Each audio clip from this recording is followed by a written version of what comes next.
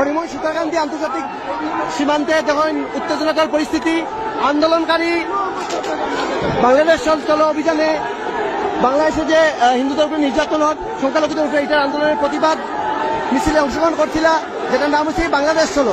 তারা এখানে আইসই না, সীতাকান্দি বর্ডারে আবার পরে এখানে প্রথম ব্যারিকেডে পুলিশে তারা রাখাইছে, 2 নম্বর এখানে হয়েছে বিএসএফ।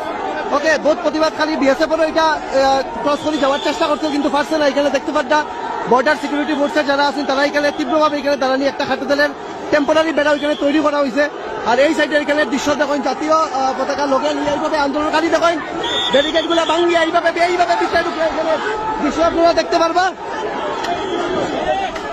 দেখি ব্যারিকেড নয় অবস্থাতে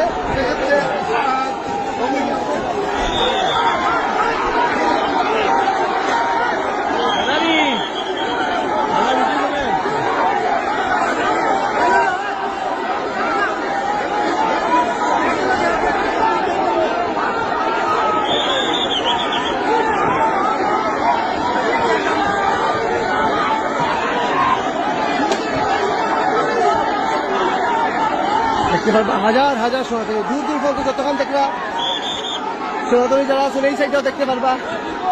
চিন্ময় প্রভুরে যাতে মুক্তি দেওয়া হয় এটাও একটা মুখ্য দাবি।